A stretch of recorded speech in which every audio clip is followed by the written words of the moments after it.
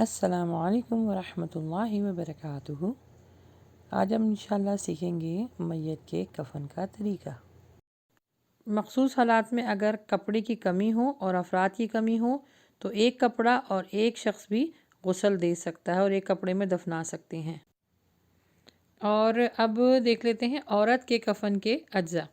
بڑی چادر، نمبر 2 انسلی قمیص، number 3 تہبند، number 4 سینہ بند اور نمبر 5 سر کا رومال۔ تو خواتین کے لیے 5 کپڑوں کی ضرورت ہے اور مردوں کے لیے 3 کپڑوں کی ضرورت ہے۔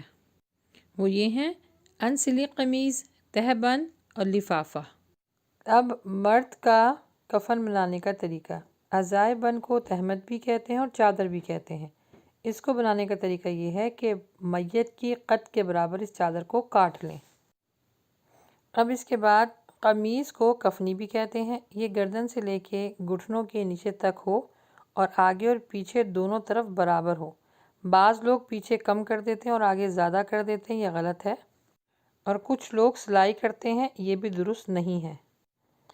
یعنی اس میں چاک اور آستینیں نہیں ہوتی ہیں۔ اس کو بنانے کا طریقہ یہ ہے کہ جو مرد کا کفن ہے اس کو کندھوں کے اوپر سے چیریں، یعنی جس طرح عام قمیض استعمال کرتے ہیں اس طرح اس کا گریبان نہ ہو بلکہ ایک کندھے سے لے کے دوسرے کندھے تک ہو۔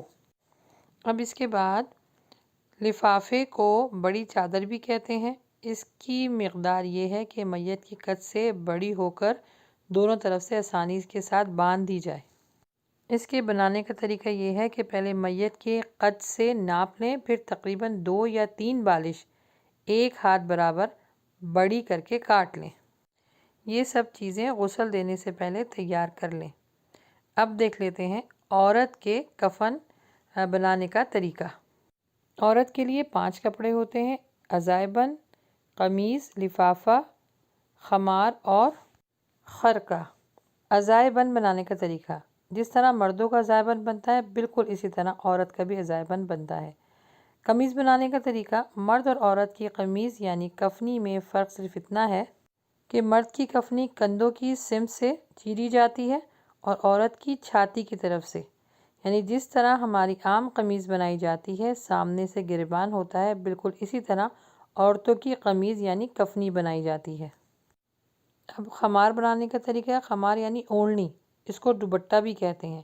یہ نصف پشت سے لے کر سینے تک ہونی چاہیے، جس کا اندازہ 3 ہاتھ یعنی 2.5 گز ہے اور ایک کان کی لو سے دوسرے کان کی لو تک۔ جو لوگ میت پر زندگی کی طرح اوڑھنی ڈالتے ہیں وہ صحیح نہیں ہے بلکہ خلاف سنت ہے۔ خرقہ یعنی سینہ بند، یہ پستان سے لے کے ران تک ہونا بہتر ہے۔ چارپائی پہ 3 اس طرح پٹیاں بچھائیں جیسے پکچر میں دکھایا جا رہا ہے کہ 2 جو ہے وہ کفن باندھنے کے لیے کام آئے اور ایک جو بیچ والی ہے وہ قبر میں اتارنے کے لیے مددگار ثابت ہو۔ اب چارپائی پر پٹیوں کے اوپر بڑی سفید چادر ڈال دیں۔ اس کے بعد بڑی سفید چادر کے اوپر قمیص کا پچھلا حصہ طے کر کے سر کی جانب سے اکٹھا کر لیں۔ اس کے اوپر ناف سے پاؤں تک تہبند بچھا دیں، پھر سینہ بند گردن سے گھٹنوں تک بچھائیں۔